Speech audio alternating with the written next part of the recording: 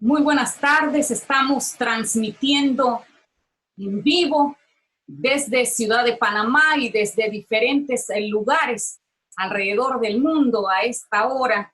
Somos Voz de la Diáspora, agencia internacional de noticias de periodistas salvadoreños en los 5 continentes.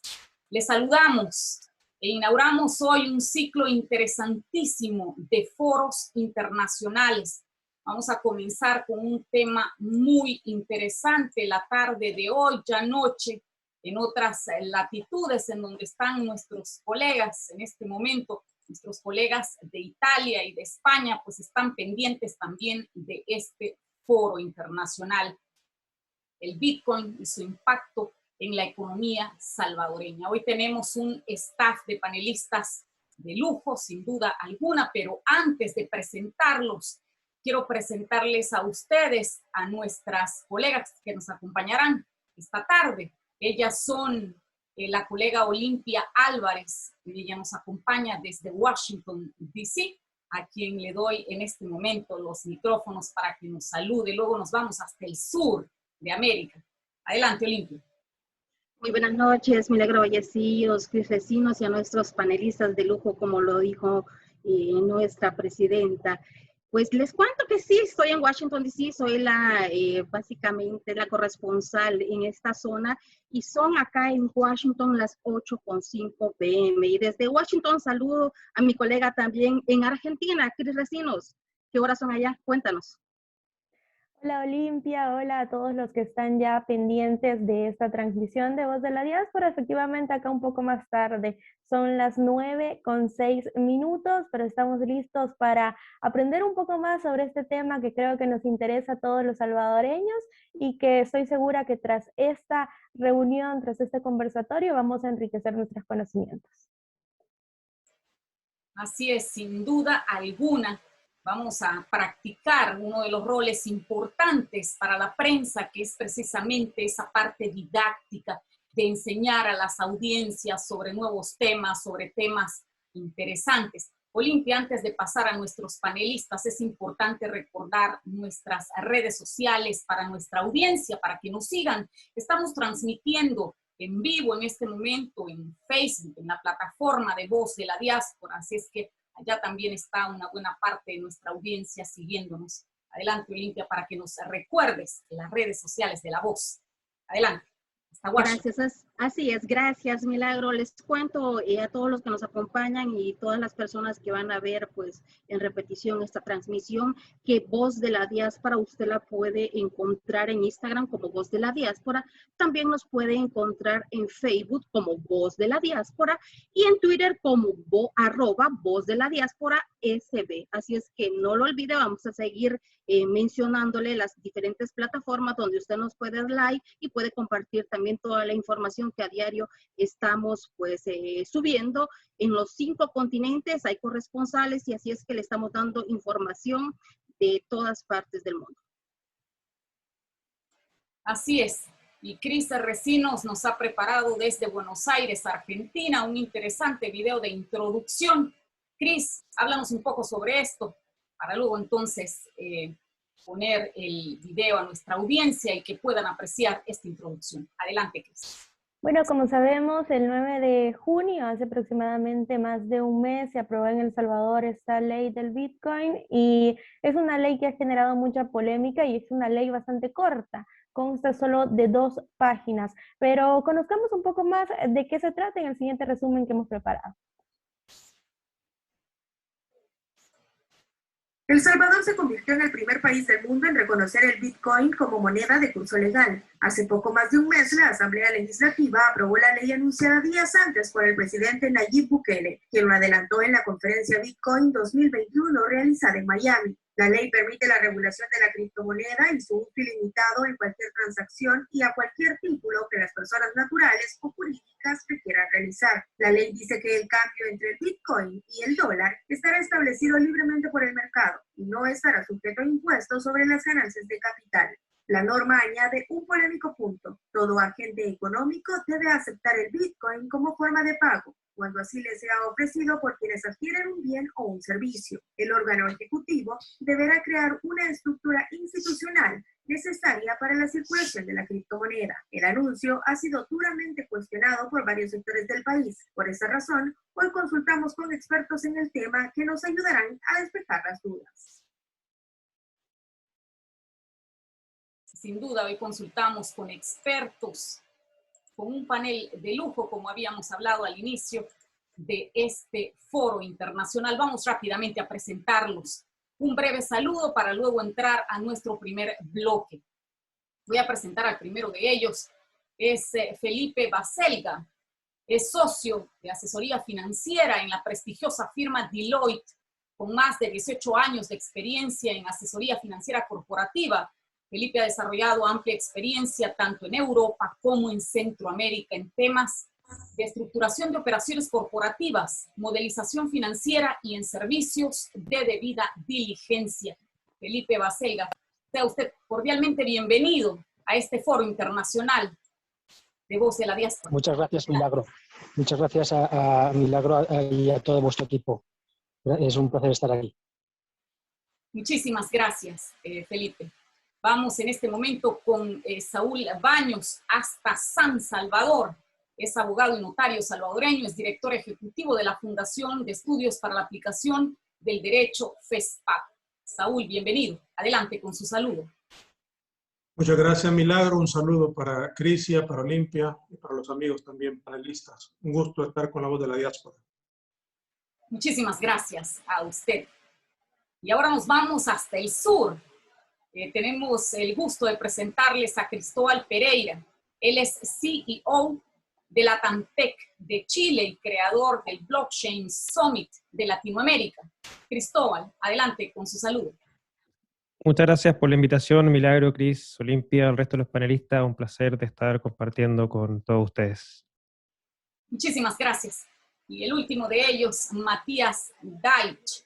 Él representa a la empresa Ripio, que es el broker de criptomonedas en Argentina, así es que igualmente al sur. Adelante, Matías, con su saludo. Buenas tardes, buenas noches, Milagro. Gracias a todos por la invitación y un placer ser parte de este panel.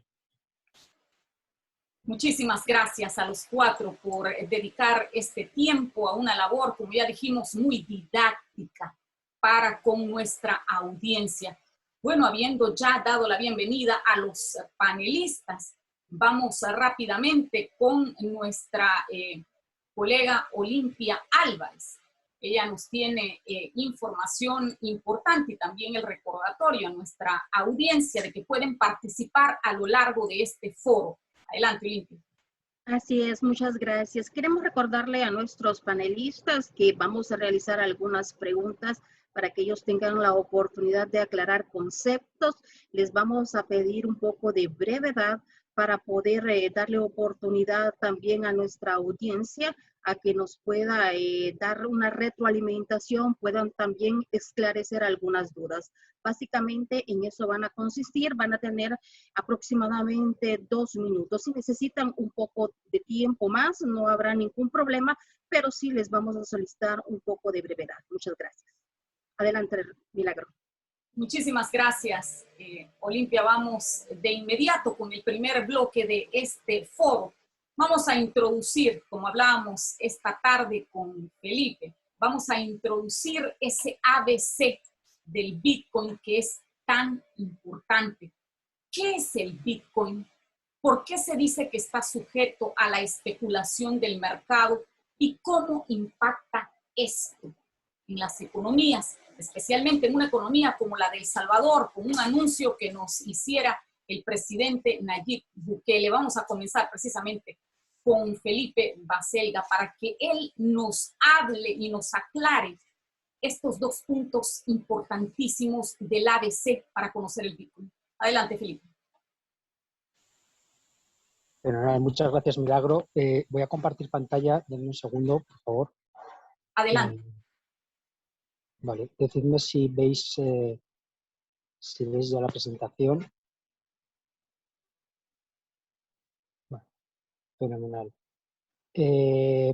Vale, yo quizás comenzar con una pequeña introducción, ¿no?, de qué son las criptomonedas o qué son los criptoactivos más bien, que probablemente los otros panelistas podrán completar con mayor detalle y aportar pues cosas más específicas, ¿no?, de las que yo voy a hablar aquí. Pero yo creo que sí que es importante dar un poco de contexto general, porque Bitcoin no deja de ser, aunque quizás la más relevante, pero no deja de ser uno de los más de 8.000 criptoactivos que existen en la actualidad, ¿no? Una criptomoneda básicamente es un activo completamente digital, ¿no?, que usa técnicas de encriptación para garantizar su seguridad y su escasez. Esta cita no es mía, esta es de un libro que yo recomiendo, que escrito por Rafael Calderón, ¿vale? Que bueno, podéis encontrar, y que realmente resume bastante bien pues cuál es el universo de estos criptoactivos, ¿no? Es importante también aclarar que en general los criptoactivos no suelen cumplir las condiciones para considerarse dinero todavía, ¿vale? Estamos en ese camino y yo creo que eventualmente se llegará, pero ya en algunos sitios es medio de pago, es depósito de valor, eso sin duda, aunque obviamente con cierta volatilidad que ya comentaremos, pero todavía quizás queda un paso básico, que es que se pueda usar como unidad de cuenta. Y eso ya lo comentaremos, que es algo que todavía El Salvador, aunque se haya adoptado como moneda de curso legal, todavía no ha llegado, ¿vale? Y eso es algo fundamental para que realmente una criptomoneda o cualquier tipo de activo se convierta en moneda. Algunos tampoco buscan esto, ¿no? Podemos diferenciar como prácticamente 4 tipos de activos digitales, ¿no? Las criptomonedas, como puede ser Bitcoin, Dogecoin, Litecoin, ¿no?, que buscan convertirse en monedas, en medios de pago, depósitos de valor y unidades de cuenta. Plataformas, ¿no?, que son un conjunto de tecnologías que se usan de base para desarrollar otras aplicaciones, procesos y tecnologías, como puede ser Ethereum, Cardano, etcétera, ¿no?, que son más bien pues entornos parecidos a lo que pueda ser pues un App Store o algo así, en lo cual pues tú generas un ecosistema en el cual tú puedes desarrollar funcionalidades. Luego pues están unos activos que están bastante en boga ahora, que habréis oído seguramente hablar de ellos, que son los NFTs, ¿no?, que son los tokens respaldados por activos, ¿no? Son activos digitales respaldados por algo real, ¿no? Es decir, pues por acciones o por algún activo real que genera algún tipo de flujo y que le da valor a eso, ¿no?, o por una obra de arte, etc. Y por último, los tokens de utilidad, que esto es quizás lo más novedoso, porque esto es un ecosistema que va evolucionando constantemente y que son activos que generan valor económico real y lo transmiten a sus poseedores, ¿no? Esto es más, se podría equivaler más a un sistema de puntos, por ejemplo, tarjetas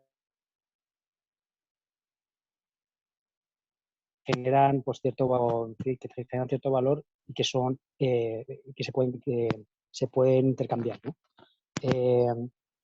Como os digo, esto es un universo, el universo de las criptomonedas y del Bitcoin forma parte de esto, y es importante entender que el Bitcoin forma parte de algo mucho más grande, que está creciendo a un ritmo bastante relevante y que va a tener un impacto fuerte en todo lo que son los activos de inversión y todo lo que es el entorno financiero, pero incluso más allá en los próximos años, ¿no? Sigo. Entonces, ¿qué es el Bitcoin, no? perdona, a ver si consigo avanzar esto. El Bitcoin es la primera cripto que se inventó. Dejaré también que los otros panelistas completen esto mucho mejor. Se lanzó en 2009 en plena crisis internacional. Es el primer sistema descentralizado de fuente abierta, ¿vale? Y es el origen de la tecnología blockchain. Esto pues, ameritaría un panel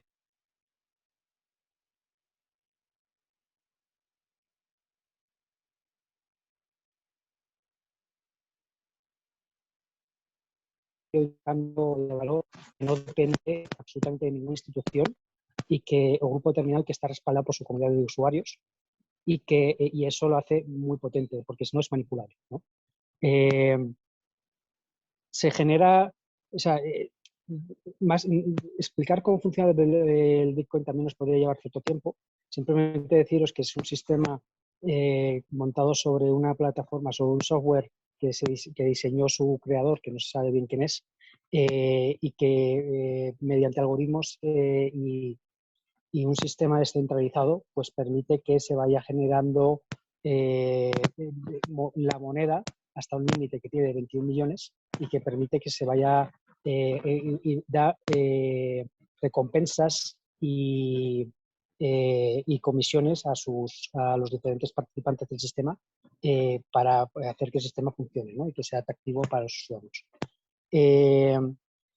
Más allá de una moneda también es decir, es importante decir, y esto forma parte de la resiliencia que tiene el Bitcoin y de porque tiene potencial de futuro y porque es algo que creemos que va a tener, o que yo personalmente creo que va a tener futuro y éxito, es porque va más allá de ser una moneda, ¿no? Es una causa social con unos ideales libertarios, ¿vale? Que lo que busca es un sistema financiero que debe ser descentralizado y estar a prueba de manipulaciones, una red financiera que debe estar abierta para todos sin ninguna restricción, que todos los participantes tengan control incondicional sobre sus activos y que el activo subyacente que te descanse. Entonces, el Bitcoin, siempre y cuando haya alguien que quiera participar de este proyecto, pues siempre va a tener un valor, siempre va a funcionar. Entonces, con esto en mente y obviamente luego en la parte de Q&A, pues encantado de resolver dudas, ¿cuál es el impacto que vemos para esta nueva ley en El Salvador? He tratado de hacer esto pues un poco yendo a los puntos granulares o fundamentales de la ley, ¿no? Y ver qué es el impacto que tendría en el país y luego ver un poco pues cuáles son las ventajas e inconvenientes que podría tener pues esta ley para El Salvador. Pero como conclusión preliminar yo diría que a corto o medio plazo va a tener impacto limitado, ¿no? Principalmente por la capacidad de adopción de la población de El Salvador de la manera como tal. A ver, la ley concede al Bitcoin poder liberatorio restricto, es decir, que tendrá capacidad de extinguir cualquier deuda, rendir cualquier pago. Esto es relevante, es decir, la convierte en manera de pago de curso legal.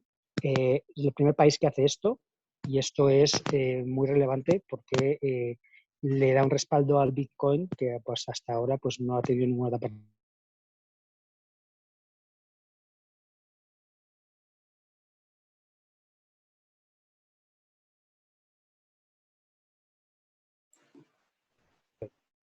Estamos teniendo un poquito de temas técnicos con Felipe. Ahora sí, Felipe, adelante. ¿Me oís? ¿Me oís mejor? Vale. Ahora sí. Sí, decía que la ley establece que es el mercado el que establece el tipo de cambio, pero que el Estado va a garantizar la convertibilidad automática final, lo que va a conducir a una socialización puede ser pérdida, puede ser ganancia, ¿no? Pero una socialización del impacto de esta convertibilidad, ¿no? Y esto puede tener un impacto fiscal. De hecho, la ley también prevé el establecimiento de un fideicomiso de 150 millones de dólares para hacer frente a esto, ¿no?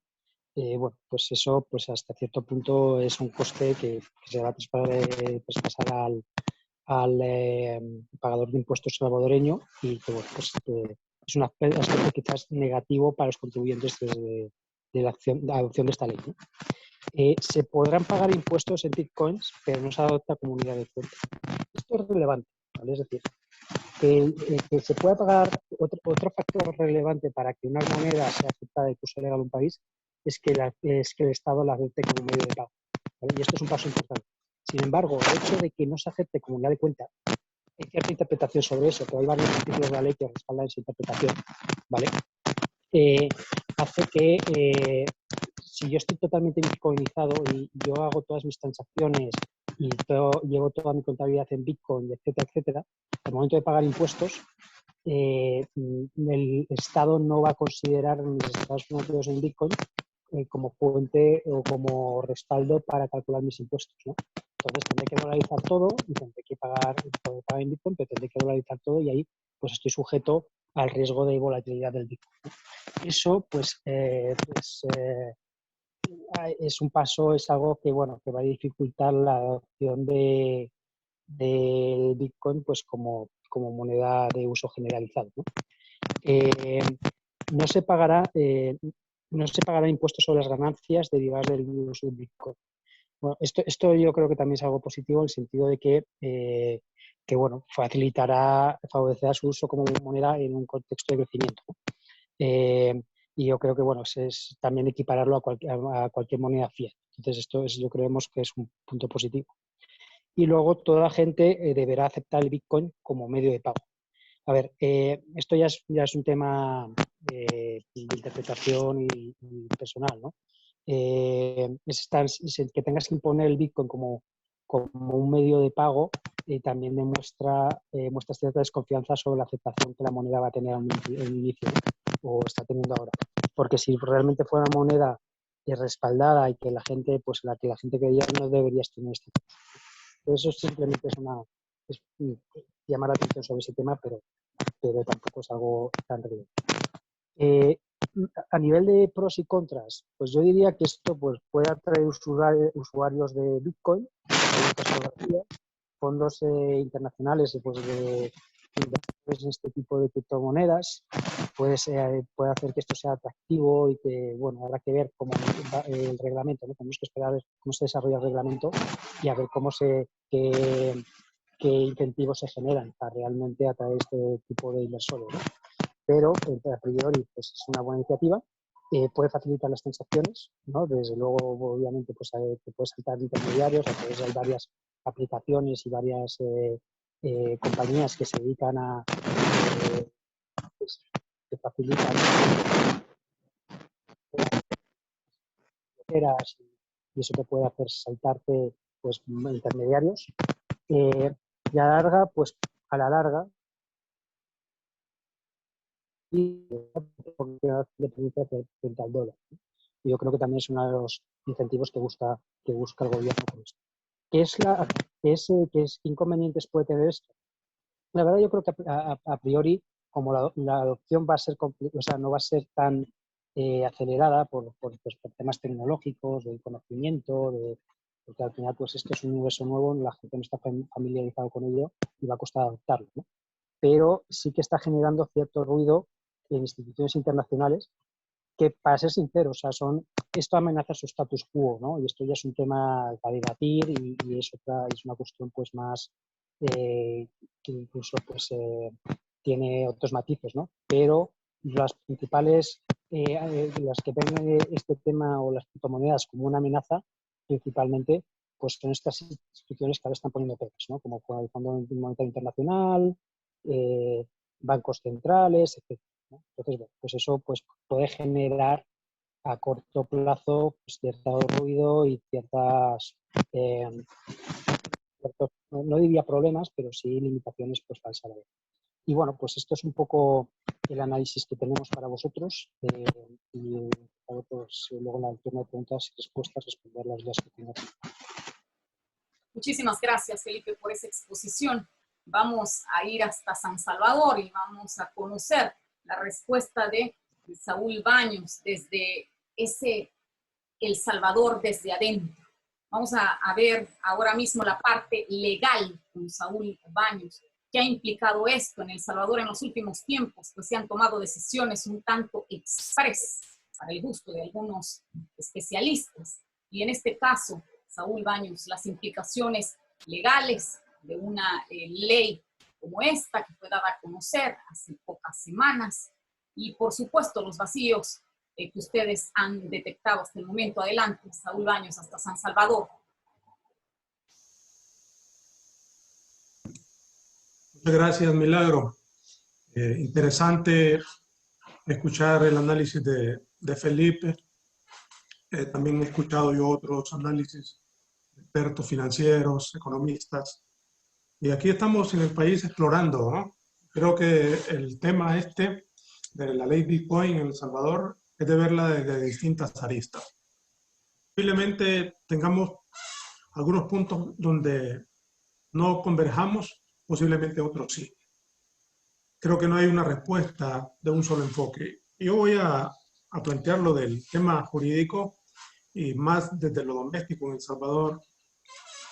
Quiero referirme primero al tema de la constitucionalidad de la ley, porque es sumamente importante.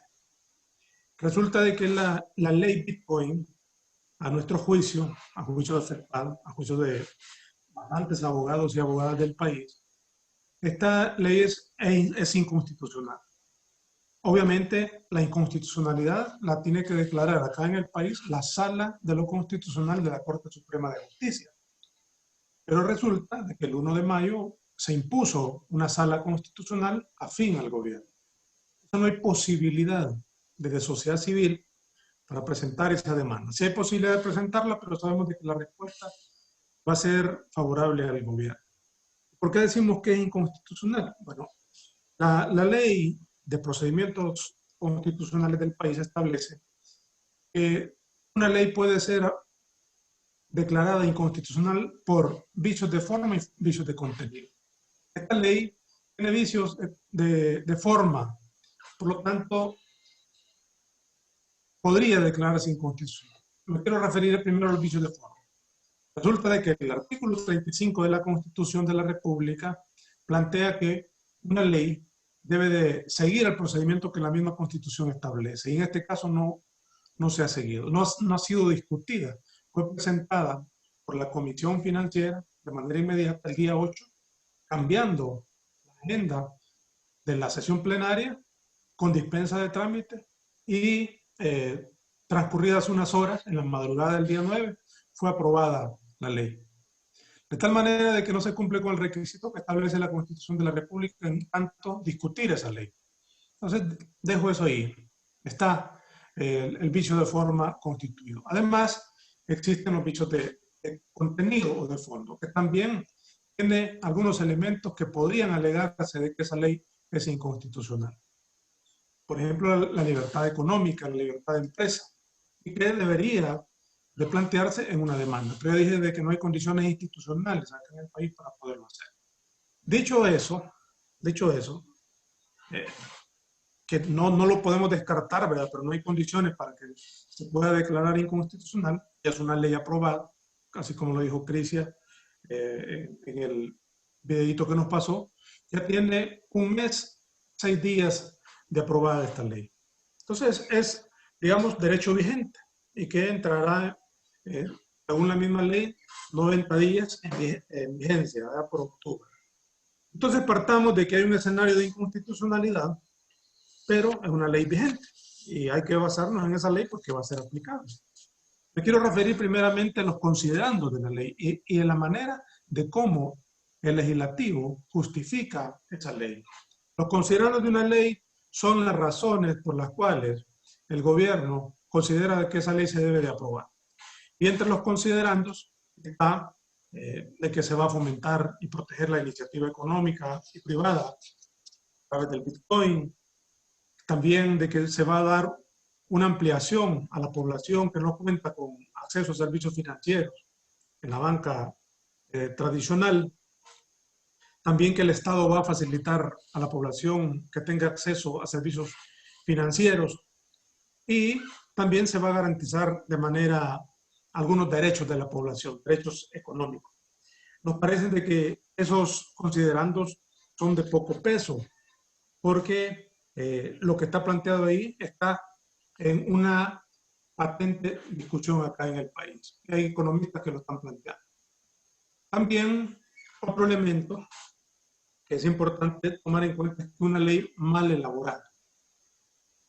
Es una ley mal elaborada primero porque acá en el país no hubo un estudio técnico de esa ley.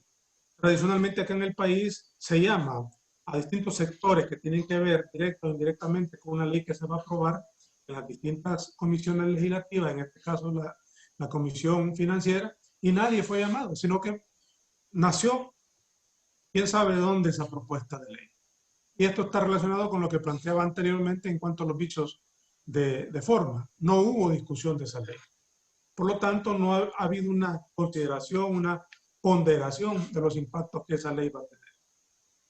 Segundo, al ser tan mala esta ley, es de tan poca profundidad, solo tiene 16 artículos, incluidos los artículos de forma, sustancialmente solo son 12 artículos los de esa ley, y superficialmente toca algunos aspectos, pero el problema o el tema que va a atender es de una profundidad enorme, porque tiene que ver con el tema económico acá en el país y con la moneda del país. Entonces, esta ley, por ser tan débil, no es capaz de dar respuesta por sí misma y de responder a muchas preguntas que se han dado acá por parte de la población. Tampoco resuelve preguntas en relación a los procesos de cómo se va a implementar la ley y de cómo atendería controversias de por sí ya existen acá en el país. Y no da ninguna respuesta. Y esto se puede demostrar empíricamente. Resulta de que la población ha mostrado, según algunas encuestas, un descontento, una desaprobación de la implementación de esta ley, y se ha tenido por parte del presidente de la República que dar cadenas de radio y televisión y de redes sociales para explicar la ley. También es habitual que el presidente escriba, así como sus funcionarios de gabinete, una serie de hilos en Twitter para explicar la ley. Y ahí creo que hay un error también desde la perspectiva del derecho. Resulta que la misma Constitución establece en el artículo 131 que es facultad de la Asamblea Legislativa interpretar auténticamente la ley. Pero como ya dije, de que la ley es tan débil que no se explica por sí mismo, que no da respuesta a la población, es necesario dar algunas explicaciones por parte de estos funcionarios. También la Constitución de la República remarca el hecho de que la interpretación que se debe de hacer de la ley, ya dije que le corresponde a la Asamblea Legislativa, debe de seguir el mismo procedimiento para crear la ley. Es decir, la misma Constitución reconfirma que la interpretación le corresponde a la Asamblea Legislativa. Pero resulta de que acá el presidente de la República, por los altísimos niveles de popularidad que tiene, la gente interpreta que lo que dice el presidente, eso es. Y acá se impone un juicio que no tiene un asidero legal, y la ley, al ser tan débil, al no tener también los reglamentos que la misma ley plantea que van o tienen que desarrollarse, queda en el imaginario social esa interpretación que hacen los funcionarios de la misma ley y que, por cierto, son un tanto retorcidos. Ahora me gustaría hablar también, Milagro, de las contradicciones que tiene la ley, el contenido de la ley.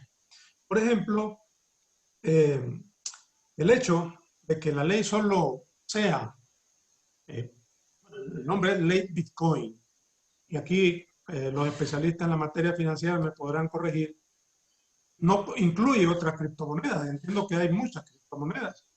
Incumple el principio de neutralidad tecnológica que se impulsa con las criptomonedas.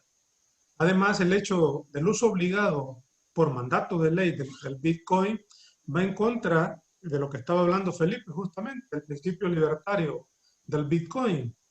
Es decir, que el Bitcoin, entiendo, que apela a la libertad de la gente a usarla o a no usarla, pero aquí en el país se está haciendo por mandato de ley.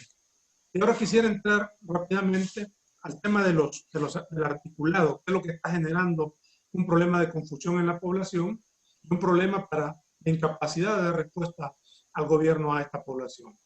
Por ejemplo, lo mencionado en el inciso segundo del artículo 1 de la ley, que no lo voy a leer por cuestión de tiempo, solo voy a leer el inciso segundo, dice que la presente ley tendrá carácter especial en su aplicación respecto de otras leyes. Es decir, que en materia de derecho hay leyes generales, hay leyes especiales y leyes superespeciales. Tienen como una especie de jerarquía. Esta ley es especial, y es decir que se sobrepone a toda ley con carácter general que la pueda contrariar. Pero acá, como también hay una ley vigente de integración monetaria, conocida comúnmente como ley de dolarización, dice la misma ley Bitcoin que no va a tener una contradicción con la ley de integración monetaria. Pero el artículo 16 de la misma ley plantea el carácter especial de la ley Bitcoin y dice que toda ley que contraría la ley Bitcoin queda derogada, es decir, una derogatoria tácita. Por lo tanto, ahí hay una contradicción en el inciso segundo del artículo 1 y el artículo 16 dije, pero es el artículo 15, debo corregir ahí. Entonces hay que leer eso. Hay una contradicción, pero lo que se impone es la derogatoria tácita. Incluso la ley de integración monetaria, si contraría la ley Bitcoin, esa es la que se supera. Muchas gracias, Saúl Bolaños, por tan importante información. Le vamos a dar un poco de espacio más adelante. Ya nos ha dado un panorama de cómo se encuentra el marco legal en El Salvador y vamos a darle también oportunidad pues a Cristóbal. Quisiéramos saber, Cristóbal, ¿cómo se percibe el caso salvadoreño desde el exterior y cuál ha sido la experiencia en Chile específicamente con su empresa, con el uso de las criptomonedas? Bueno, muchas gracias por la oportunidad y las preguntas también. A ver, partiré con la primera parte que tiene que ver con un poco la visión, ¿cierto?, de lo que está sucediendo en El Salvador. Al igual como lo nombró Saúl, ¿cierto?, para varios en Latinoamérica ha sido una sorpresa este anuncio de la ley Bitcoin, porque hasta antes de la conferencia Bitcoin 2021 no había ninguna noción ni nada que nos pudiera indicar que se iba a presentar esta ley. Todos, de hecho, en quienes estaban siguiendo la conferencia también fue algo de sorpresa porque nadie sabía, solamente se sabía de un anuncio interesante que iba a dar Jack Mallers, que es el fundador y el CEO de Strike, que es esta billetera que funciona en El Salvador, ¿cierto? Específicamente en la zona del Monte, del Sonte, ¿cierto? En Bitcoin Beach. Y bueno, apareció el anuncio, apareció el presidente anunciando que iba a presentar esta ley Bitcoin. La presenta el lunes, el miércoles sale aprobada de esa misma semana y a todos nos pareció bastante rápido con la manera en que sale. Acto seguido trato de averiguar cómo fue que se gesta la ley y con personas que conozco que están allá en El Salvador y muchas nos comentaban de que también para ellos fueron muchas las sorpresas, que algunos decían que se las había consultado, pero a la gran mayoría fue más que nada la sorpresa. Vimos una euforia, por así decirlo, bastante importante en el ecosistema, producto de un país latinoamericano. El primero en Latinoamérica en nombrar a Bitcoin como una moneda de curso legal. Entonces, varias eran las preguntas que se estaban haciendo. Se entendía un poco también de la ley, bastante corta, pero bien concisa y precisa en términos de su funcionalidad. Y bueno, de ahí vino un poco el entender al salvadoreño, a la persona, ¿cierto? A las personas cómo le iba a impactar, si realmente conocían o no conocían, primero de lo que es el Bitcoin, y lo segundo, si conocían o no conocían las implicancias que pudiese tener esta ley. Y diría que con el tiempo nos hemos dado cuenta de que, al menos desde nuestro punto de vista, todavía siguen habiendo bastante dudas con respecto a la ley. Todavía hay falta de educación en materia de lo que implica el manejo de Bitcoin y las criptomonedas. Si bien se entiende que en la zona de Bitcoin Beach hay bastante educación y bastante trabajo, es una de las zonas muy pro de esta tecnología, pero existe todo el resto del país, obviamente, que debe entender el manejo de lo que es una billetera, el manejo de lo que son las criptomonedas y específicamente Bitcoin, ¿cierto?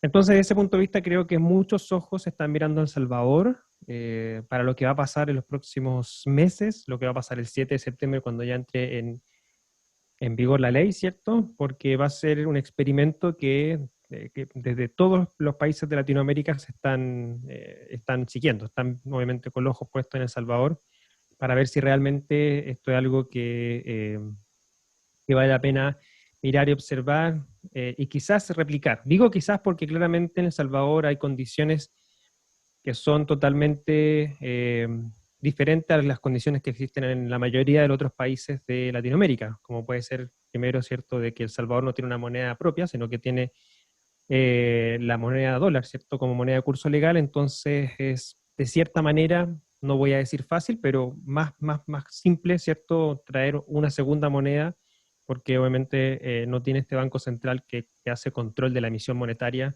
y por ende control de precios, control de la inflación, ¿cierto?, y temas económicos. Todo el Perdón, resto de los países... perdón, Sí. pero ¿cuál ha sido la experiencia en Chile específicamente? En el caso de su empresa, ¿cómo lo ha visto usted? En el caso de Chile, la experiencia principalmente del lado de las criptomonedas viene del lado un poco más especulativo y un poco más de remesas, son los casos de uso que se utilizan acá en Chile, principalmente porque Chile, siendo una economía bastante estable y una de las de mayor crecimiento en Latinoamérica en los últimos años, tiene un sistema financiero bastante estable, entonces la inclusión financiera igual está por el orden de los 90%, 92% de la población. Entonces, en términos de necesidad de uso de Bitcoin como medio de inclusión financiera o medio de pago, no es necesario. Sí es utilizado por extranjeros que vienen a Chile a trabajar, venezolanos, colombianos, peruanos, que utilizan Bitcoin como una forma de envío de remesas hacia sus países, hacia sus familiares. Uno de los casos que también destaca el presidente de El Salvador, ¿cierto?, que en el caso de las remesas para El Salvador va a ser bastante importante el uso de Bitcoin. Eso te diría que a nivel de Chile lo que vemos nosotros en el caso de uso y a nivel regulatorio, todavía no hay ningún tipo de regulación en torno a las criptomonedas, lo único que hay es del lado de la Oficina de Recaudación de Impuestos, que tú tienes que pagar el impuesto correspondiente al mayor valor por la compra y venta de este activo digital.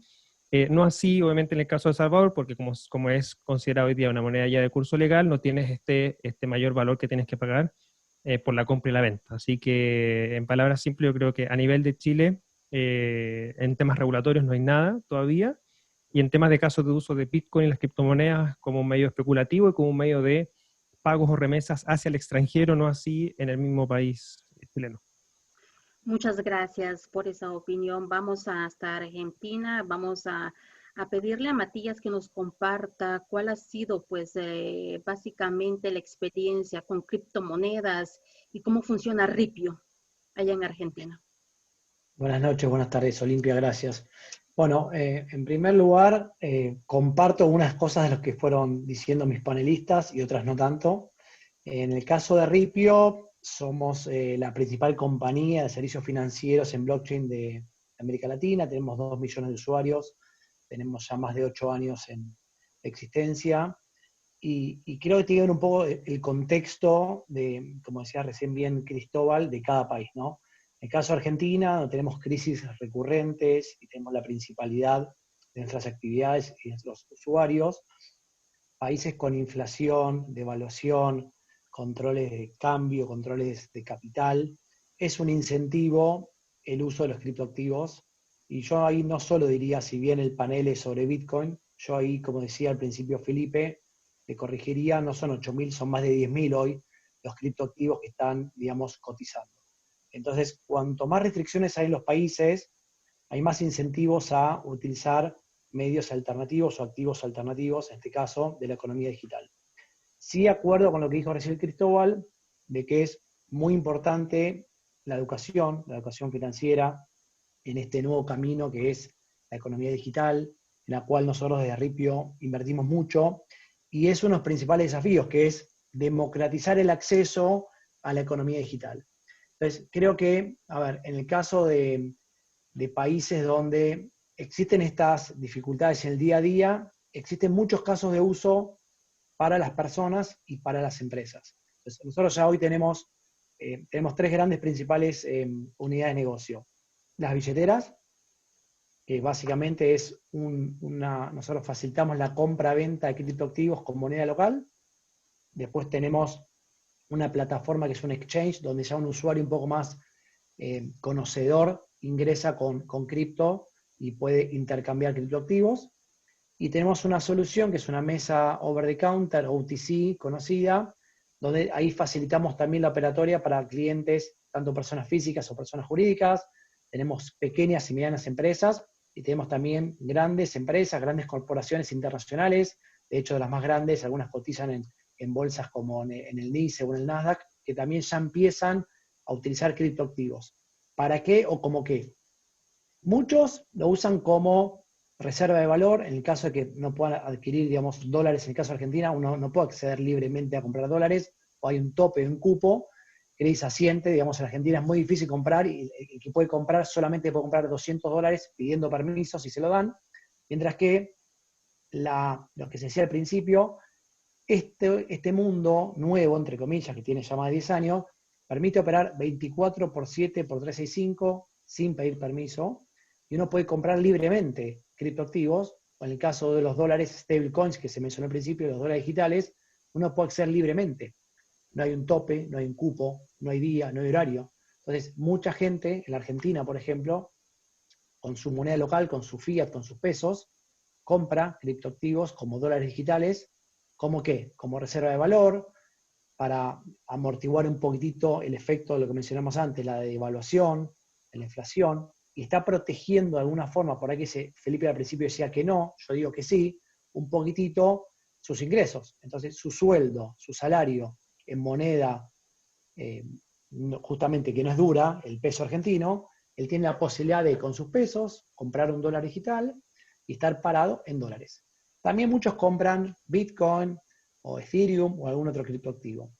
Tenemos muchos casos de uso donde tenemos también toda la gente ligada al mundo del software o los developers que trabajan para cualquier país, que al revés, cobran en cripto y liquidan en una empresa como Ripio para hacerse fiat y pagar sus gastos, pagar sus expensas, pagar su tarjeta de crédito. Entonces, hay mucho flujo in o out, y las empresas, como mencionaba, empresas así como conocemos que Tesla o Square o MicroStrategy empezaron el último quarter del año pasado a meter algo de criptoactivos en su balance sheet, también lo vemos en la región, donde grandes empresas, tesoreros, empiezan a diversificar parte de sus activos. ¿Por qué? Porque no quieren más bonos, más acciones, y empiezan a diversificar y empiezan a poner algo de cripto. Tenemos el caso de la empresa más grande de Argentina, de las más grandes del mundo, como Mercado Libre, que ya puso algo, Globant, empiezan a poner criptoactivos, empresas más chicas, y empieza a haber un flujo muy grande donde empresas, personas particulares, empiezan a acceder al mercado. Claramente es muy importante, como decía Cristóbal, hay que entender un poquitito de estos criptoactivos.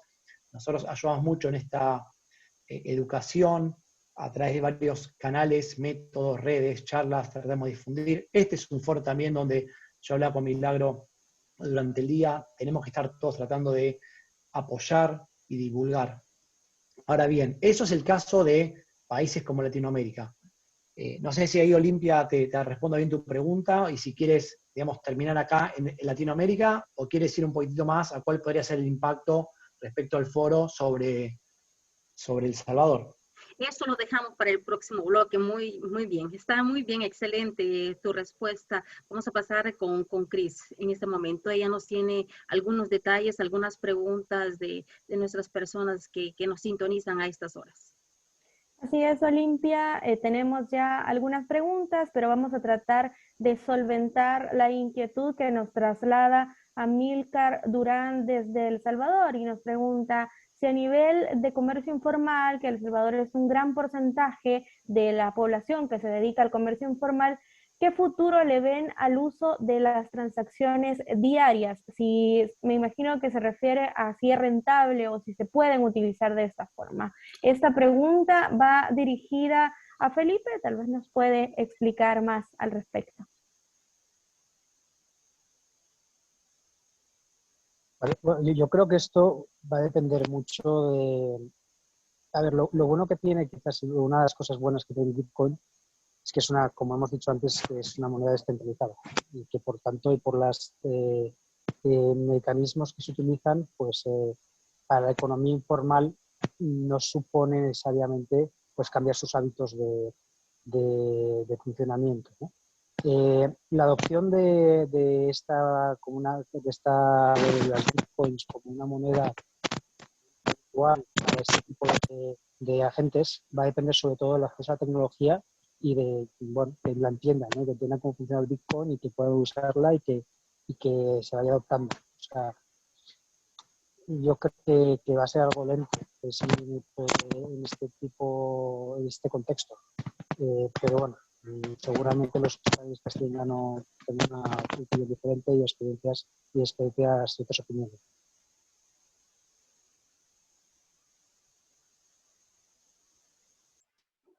Cris, ¿alguna otra interrogante en Facebook, en Twitter, Instagram o aquí mismo a través de Zoom? Otra de las interrogantes que nos llegan en Facebook es, por ejemplo, nos dicen por acá, les voy a ampliar un poco. ¿Qué tan transparente puede ser el uso del Bitcoin si hablamos de legalidad? Creo que iremos con Saúl, ¿verdad? Para que nos aclare la cuestión de legalidad. Así es, exacto, hasta San Salvador. Bueno, yo dije al inicio de mi intervención de que esto es de verlo desde distintas perspectivas. Yo creo que el tema legal a esa pregunta no sirve mucho para darle respuesta.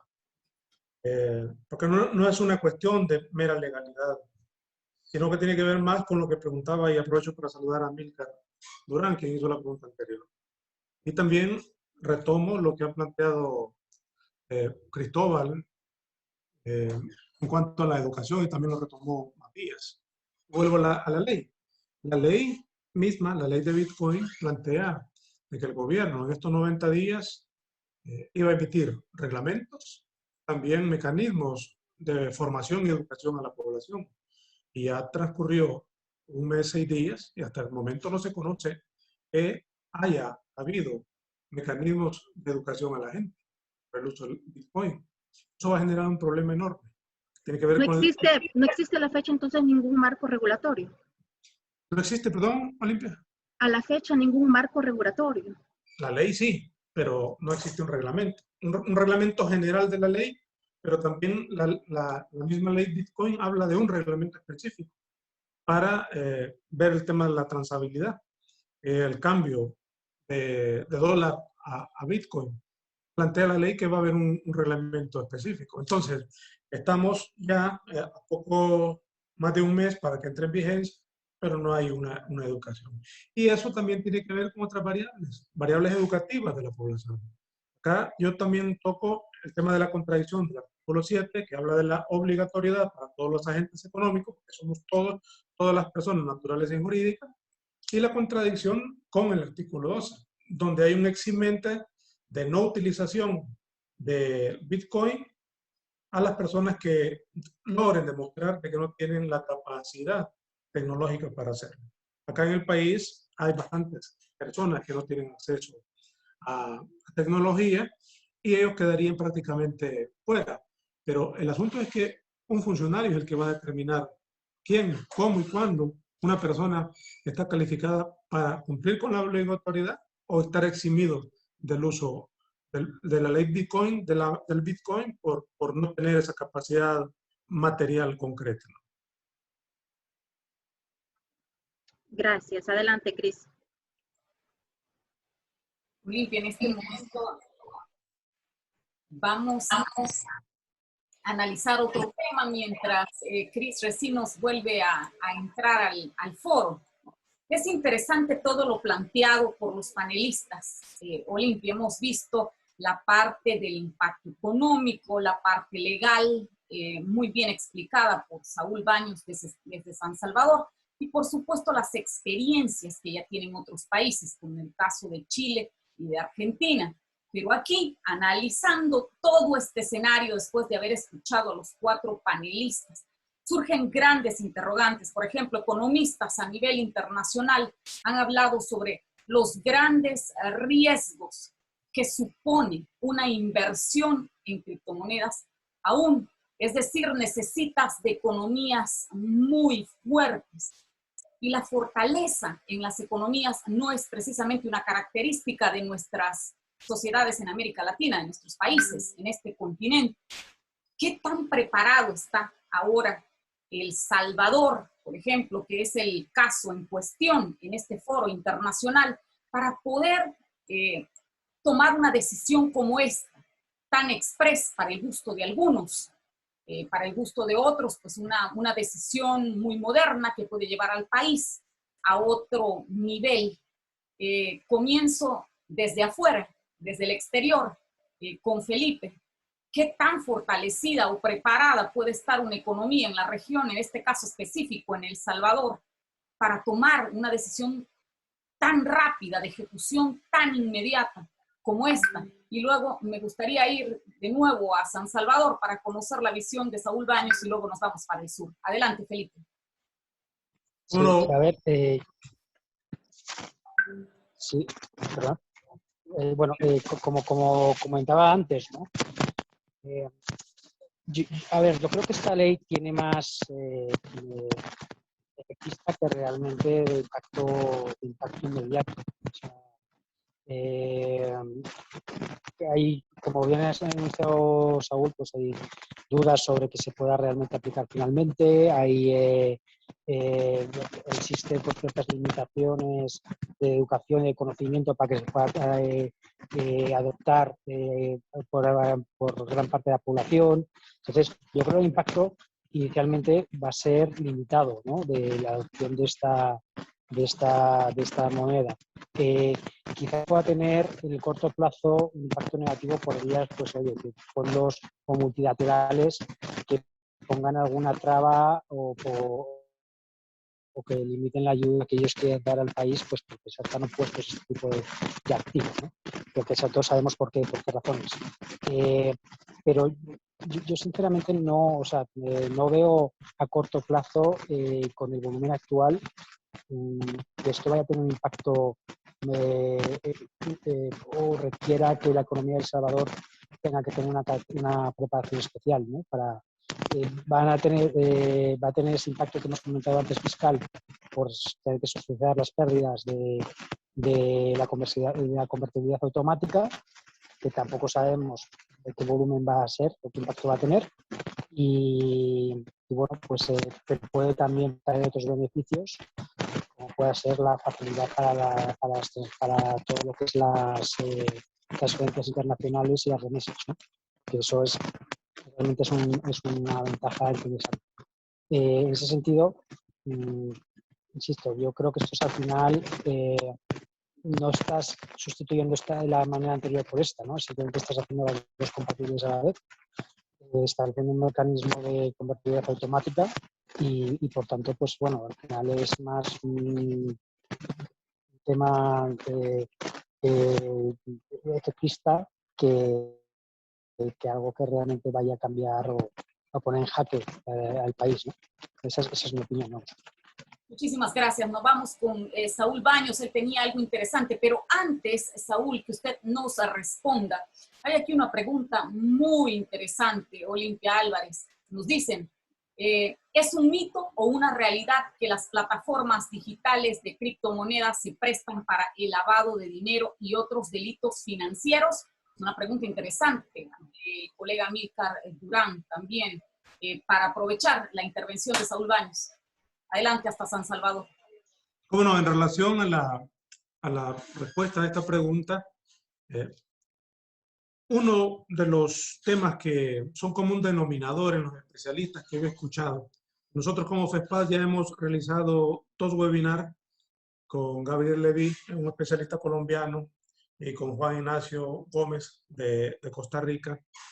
Coinciden ellos en que uno de los temas, una de las debilidades de la criptomoneda puede ser el tema del lavado de dinero. Ellos lo plantean así y yo podría decir que que si dos especialistas lo están planteando, aparte de algunas lecturas que he hecho, podría darse, ¿no? Hay que decir también de que en El Salvador y en Latinoamérica existe también lavado de dinero, ¿no? Existe blanqueo de dinero aún sin criptomonedas, es una práctica que está ahí, pero parece ser que criptomonedas lo puede facilitar.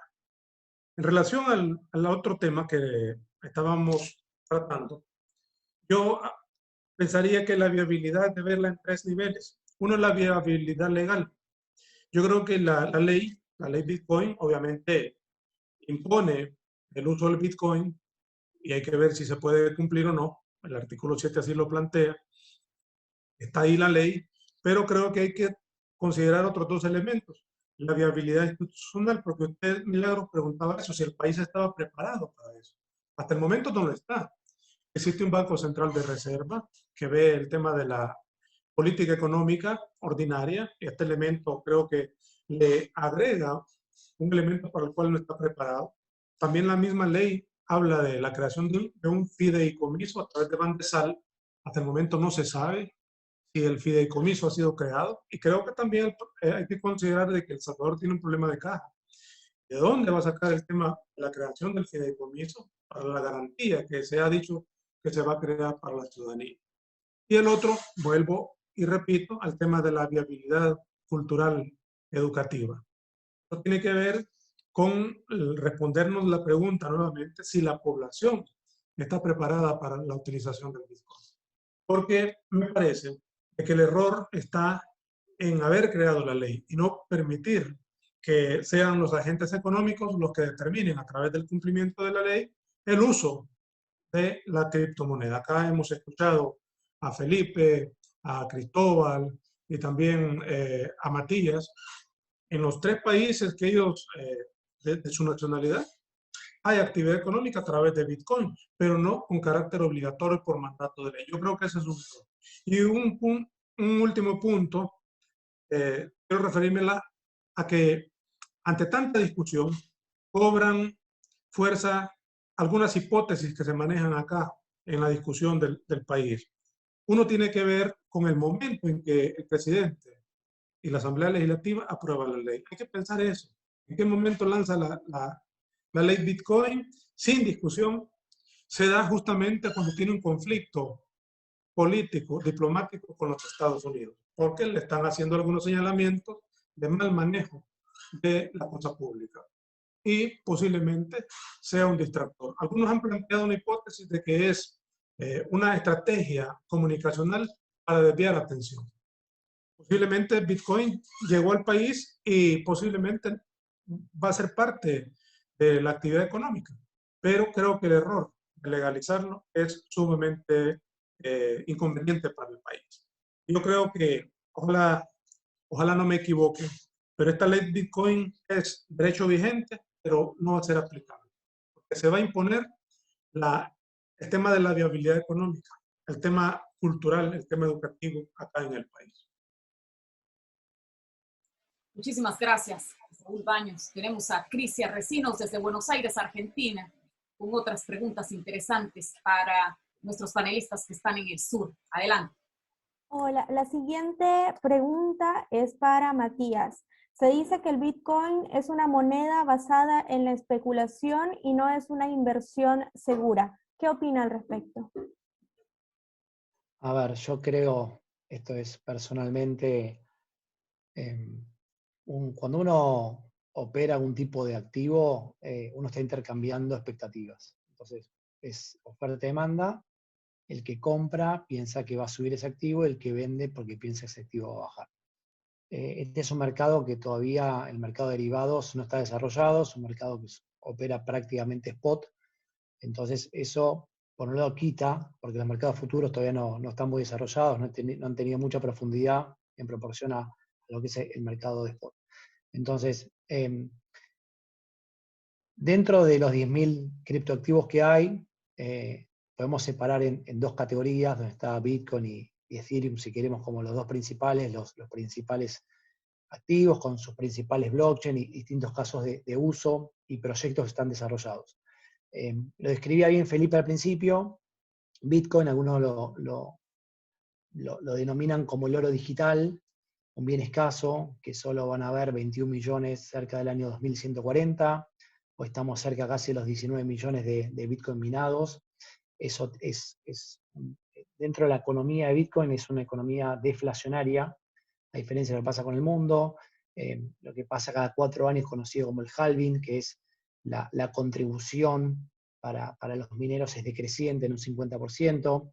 Eso hace que haya cierto estímulo. Entonces, si pensamos que hoy hay solo casi 19 millones de Bitcoin acuñados, emitidos, como quieran llamarlo cada uno, sobre una población de casi 7.200, 7.500 millones de habitantes, estamos hablando de un bien escaso para la población mundial. Entonces, ahí está en cómo cada uno ve el futuro de esta nueva tecnología, que claramente surge, como decía bien Felipe, con la crisis de Lehman Brothers, de la subprime crisis en Estados Unidos, de la crisis hipotecaria, en otro contexto similar al actual. Y no nos olvidemos que esta crisis que estamos viviendo ahora de la pandemia, donde los gobiernos siguen emitiendo sin respaldo, no nos olvidemos que el patrón oro se discontinuó hace muchos años, hace que haya un distinto pero nuevo flight to quality, donde los grandes fondos estamos viendo que no quieren más papel, fiat, dinero fiduciario, no quieren más bonos, no quieren más acciones, o quieren menos en sus portafolios. Entonces vemos cómo desde el año pasado hay una gran migración de los portfolios de a poquitito, hasta que estén, digamos, más autorizados a tener dentro de sus portfolios criptoactivos. Entonces, está en cada uno en ver el valor de estos criptoactivos. Puntualmente, Chris, sobre Bitcoin, yo creo que tiene mucho potencial la tecnología que se está desarrollando. Se habló mucho, o muy poco, mejor dicho, se habló mucho de Bitcoin, muy poco de lo que es smart contracts, los contratos inteligentes que se están aplicando para muchas cosas, que eso debería ser otro foro, porque por ahí habría que acordar con Milagro, pero me parece que esta tecnología vino para quedarse. Hay muchos casos de uso que van a facilitar y van a acelerar los tiempos de adopción. Es mucho más sencillo enviar un criptoactivo que enviar dinero fiduciario. No hay horarios, las comisiones de transacción son mucho menos onerosas. Entonces, Bitcoin es uno de los 10.000 criptoactivos. Yo creo que tiene mucho todavía por ganar, mucha más, digamos, mayor penetración en el día a día, tanto en personas físicas como jurídicas, y yo creo que está en cada uno en ver si es especulación, cosa que yo no comparto, pero claramente cuando uno mira el precio hoy, 32.000, valía 64.000 hace 45, 50 días, es verdad, pero valía 10.000 hace escasos 5 meses. Entonces, si miramos la curva, desde que esto surgió en el 2008 hasta ahora, me parece que la tendencia, que deberíamos analizar la tendencia, me parece que es muy positiva. Esa es mi opinión personal. Cris, tenemos... Excelente. Adelante. Bueno, vamos a pasar ya, Milagro, a la etapa de conclusiones para que nuestros panelistas nos digan, en resumen, cuál es su punto de vista sobre el Bitcoin. Tal vez una conclusión breve para que podamos concluir el foro. Perdón, ¿qué les parece si comenzamos con Cristóbal, allá en Chile, que nos hable un poco acerca de cuál ha sido entonces la conclusión que ha tenido él en cuanto a este tema y cómo ve las realidades? Porque si bien es cierto, la realidad de Chile y Argentina son diferentes a las de El Salvador. Entonces, la manera de conclusión que nos brinde ese panorama, ¿cómo lo ve él? Bueno, a ver, de esto de una manera muy personal también, opinión mía. Retomo un poco lo que dice Matías. Esto es una tecnología que llegó para quedarse. Esto es algo que va a cambiar el sistema económico y financiero global en los próximos 5, 10, 50 años. Estamos en los cimientos realmente de lo que está pasando. Todas estas discusiones son realmente valorables porque son puntos de vista de cambio que vamos a ir viendo país a país. Lo importante de esto es que, en rigor, esta tecnología no necesita de ningún país que la regule, que la norme, ni nada, porque se norma y se regula por sí sola por medio de códigos, de matemáticas, de criptografía.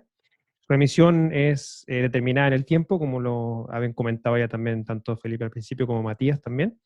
Es una tecnología totalmente abierta y ahí solamente quiero irme a la pregunta que respondió Saúl. Está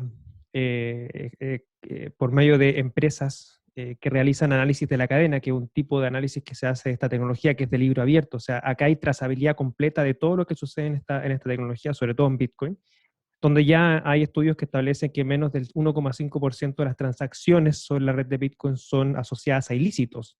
Cuando parte esta tecnología en el año 2009, 2010, 2012, claramente los criminales hicieron mucho uso de esta tecnología porque estaba recién iniciándose. Pero al cabo en que más empresas, más instituciones y más usuarios empezaron a usarla, este nivel de ilícito empezaron a caer. Y hoy día es fácilmente detectable. De hecho, muchos hackeos que se han hecho sobre la red de Bitcoin en cosa de minutos y en temas de horas ya son congelados absolutamente esos fondos y son devueltos a sus orígenes. Entonces eso es algo que el sistema financiero tradicional no logra hacer. Por cada peso que se envía a través de esta tecnología, por cada dólar, $800 son lavados en el sistema financiero tradicional. Entonces es en realidad un mito eso de que la tecnología Bitcoin y criptomonedas se utilice para el lavado de activos. Entonces, es una tecnología que claramente va a costar en un inicio adoptarla por el tema de la educación, porque acá hay un cambio de paradigma absoluto, lo que significa el manejo de una billetera, el manejo de transacciones, es complejo. Y vamos a ir viendo cómo el desarrollo de billeteras digitales por parte del gobierno que está lanzando esta Chivo Wallet, ¿cierto?, que es propia del gobierno, o billeteras que se llaman billeteras custodiales, donde se les custodia la llave privada, vamos a ir viendo por medio de la educación, las personas de a poco van a ir viendo el gran potencial que tiene esta tecnología, y esto es súper importante entenderlo. El potencial de esta tecnología es que nos permite ser autosoberanos económicamente. Con el solo hecho de administrar nuestras propias llaves privadas, que significa administrar nuestros propios saldos de Bitcoin y criptomonedas, somos ajenos a cualquier control monetario de cualquier país en el mundo. Entonces eso es algo súper valioso que nos da el poder a nosotros del manejo económico y prontamente nos va a dar también el manejo de nuestra información por medio de lo que se conoce como la identidad digital autosoberana. Entonces son conceptos que les quiero dejar en conclusión. Estamos recién partiendo todo esto de la tecnología, su adopción en materia de instituciones, empresas, personas, gobiernos, y esto es algo que yo realmente estoy all in, estoy full metido en esta tecnología, y yo visualizo esto que son los próximos 50 años del nuevo sistema financiero y económico global. Olimpia, ¿qué te parece si nos quedamos en el sur con la conclusión de Matías Deitch? Adelante, Matías. Bueno, gracias. Tomo la posta de Cristóbal. También estoy all in. A mí me gustaría pasarle un mensaje a los oyentes, a los participantes del foro, un ejemplo muy claro. En los 90 surge la Internet de la información, donde primero aparecen las empresas, después de las personas, la famosa .com, y se empieza a desarrollar la infraestructura que hoy seguimos utilizando, pero 30 años después es la Internet del valor. Hoy todo lo que es dinero se está transformando en software. Y en este caso, 30 años después, llegan primero las personas, el mundo retail, y después llega el mundo corporativo, las empresas, es lo que empezamos a ver fuertemente el año pasado. Entonces, acuerdo con Cristóbal que es muy importante la educación, entender esta tecnología que vino para quedarse, que va a transformar justamente una industria financiera, la industria bancaria, que le falta ayornarse, y esto va a cambiar la forma en la cual vamos a transaccionar en el próximo siglo, diría, en los próximos años, claramente. Entonces, me gustaría que se queden con esto, que todo lo que es dinero se está transformando en software, por eso decía que el tema de los smart contracts, contratos inteligentes, es muy importante porque se puede programar prácticamente todo. Entonces, eso sobre la blockchain va a cambiar mucho, como decía Cristóbal, la identidad, la historia clínica de uno va a estar en la blockchain, entonces el día de mañana uno va a poder consultar la historia clínica en cualquier parte del mundo en la blockchain, y me parece muy importante. Y una pregunta que estaba ahí en el chat que yo miré era respecto a la seguridad. Cristóbal aclaró mucho sobre la trazabilidad, que es mucho más fácil hacer la trazabilidad de una operación, de una transacción cripto, que una operación, digamos, fiduciaria. Si uno agarra un billete de $20, $100 para pagar prostitución, juego o droga, es imposible seguirlo porque ese dinero es fungible. Mientras que en la blockchain uno puede identificar perfectamente para atrás, transacción por transacción. Respecto a si las billeteras son seguras, claramente va a depender con qué proveedor, con qué empresa va a trabajar. Nosotros en Ripple le damos mucha importancia al KYC, al Know Your Customer, conocer a su cliente, a todos los procesos de compliance, hacemos auditoría. Entonces, cuando uno opera con una empresa como la nuestra, es una transferencia de un banco a una cuenta bancaria, en este caso de Ripio, hay como un doble chequeo. Primero el banco autorizó y peinó al cliente con su proceso del banco, con su KYC, y después nosotros volvemos a hacer otro KYC. Entonces digo, hay ciertos controles, obviamente depende de qué tipo de empresa y con qué credenciales, digamos, hay atrás o con qué respaldo se está trabajando en cada empresa. Pero ese mito de que todas las operaciones con cripto pueden ser fraguadas, alteradas, hay mucha corrupción, digamos, yo ese mito ahí, de acuerdo 100% con Cristóbal, que esta tecnología robustece y perfecciona mucho lo que se vino haciendo en los últimos años. Así que los que no se animaron a sus primeros pasos, estudien, investiguen, lean, hay muchos foros, muchos blogs, y creo que es un camino de ida. Una vez que uno entra a la economía digital, el mundo cripto, la gente es recurrente, hace una transacción de 20, 50, 100, $2.000, prueba, mueve fondos y después vuelve a repetir.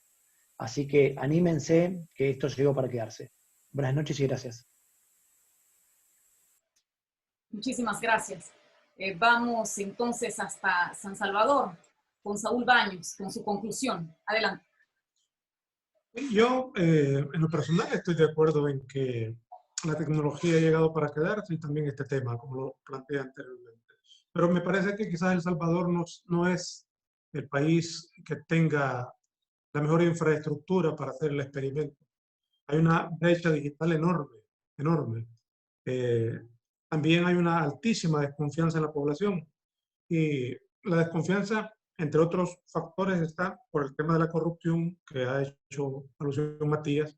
Tenemos una historia de corrupción enorme acá. Y otro es porque también la desconfianza se basa en que el pueblo salvadoreño fue engañado cuando se dolarizó la economía acá en el país en el 2001.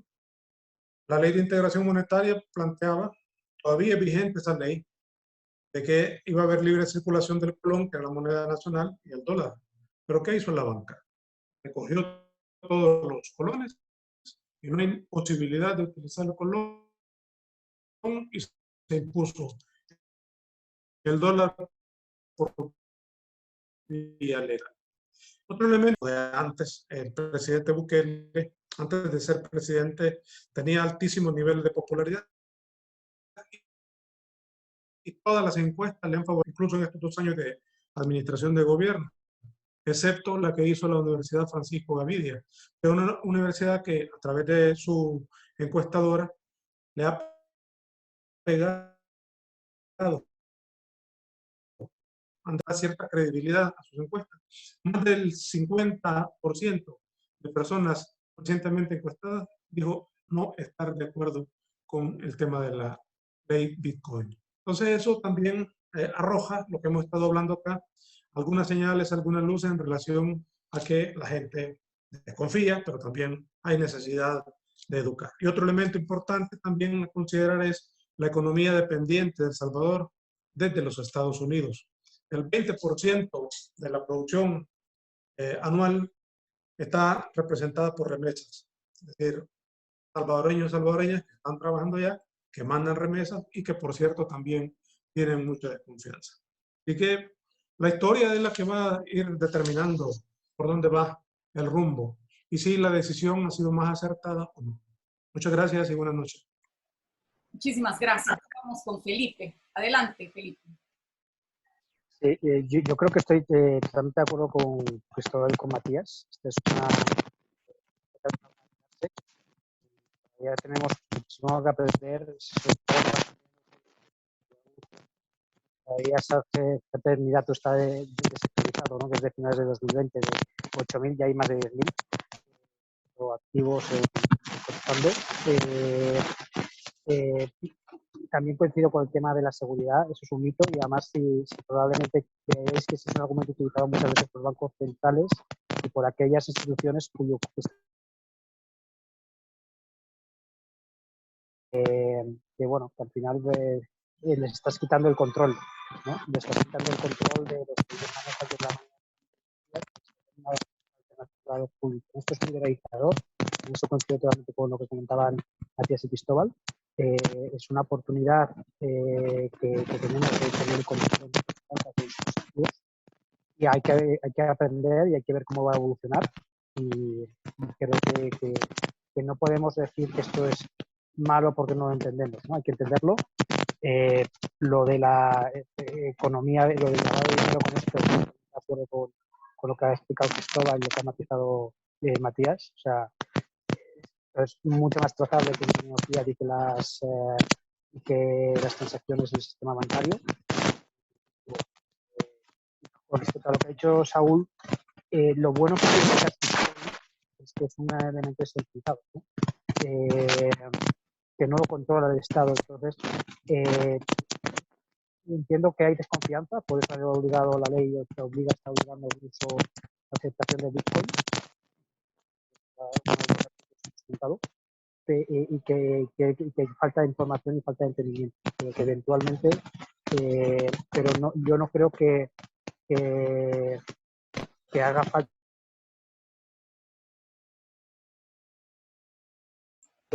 que haya un mayor acceso a los medios tecnológicos para usar.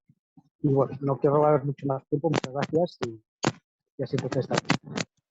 Muchísimas gracias, Felipe. Interesante todo lo que nos ha compartido. Felipe, hemos tenido algunos inconvenientes técnicos para poder escuchar algunas partes, pero sin duda Felipe estará a disposición de la audiencia para futuras preguntas e incluso nos las pueden hacer llegar a través de nuestras redes sociales. Voy a darle la palabra a nuestra colega Olimpia Álvarez con su comentario final. Vamos hasta Washington, D.C. Adelante, Olimpia. No, nada más agradecerle a nuestros panelistas porque ha sido una información muy valiosa la que nos han brindado esta noche. Sin duda nos hemos informado y esa es la razón de ser de este tipo de foros, informar a toda la población porque hay demasiadas dudas en cuanto a este tema, pues, y no descarto que van a seguir llegando preguntas. Y para eso queremos facilitarle también nuestras redes sociales para que usted pueda contactarnos si tiene más interrogantes. Les cuento, en Instagram usted nos puede encontrar como @VozDeLaDiáspora, en Facebook como Voz de la Diáspora y en Twitter nos puede encontrar como @VozDeLaDiáspora SB. Ha sido un enorme placer acompañarles y me despido desde Washington, D.C. Son las 9:25 de la noche. Un placer y gracias por haber atendido el llamado. Muchísimas gracias a la colega Olimpia Álvarez. Yo siempre digo, es un placer compartir con nuestras colegas salvadoreñas en todas partes del mundo con su profesionalismo. Y con ese profesionalismo nos vamos hasta el sur para el comentario final de Crisia Recinos, allá en Buenos Aires, Argentina. Adelante. Bueno, Milagro, Olimpia, agradecer a nuestros panelistas porque la verdad que el tema no es un tema muy fácil y esto no solo nos enriquece el conocimiento a nosotros, que creo que hoy sabemos un poco más de lo que significa el Bitcoin, sino que también nos ayuda a que nuestra audiencia esté informada y pueda decidir de una forma inteligente si decide hacer uso de las criptomonedas en nuestro país. Como siempre, a nuestra audiencia agradecerle también por estar pendiente de las transmisiones de Voz de la Diáspora y decirles de que continuaremos realizando este tipo de actividades cada semana. Muchísimas gracias. Queremos concluir con lo siguiente. Escuchando a estos 4 panelistas que han sido realmente tan didácticos en todas sus explicaciones, salta a la vista estas 3 conclusiones. La primera, necesitamos una educación en materia de digitalización en los procesos. La brecha digital es enorme, nos dice Saúl Baños, sin duda alguna. En todos los aspectos de la vida necesitamos procesar los cambios. El consenso y no la imposición es vital en cualquier país, en cualquier estado. ¿Ha sido la ley del Bitcoin realmente popular en El Salvador? Pues las encuestas nos dicen lo contrario, no ha gozado de popularidad. Eso dice mucho. Y los gobernantes pues están llamados a escuchar a sus pueblos. Obviamente la tecnología es importante, la modernización también es importante, pero un componente también importante es la preparación de las audiencias.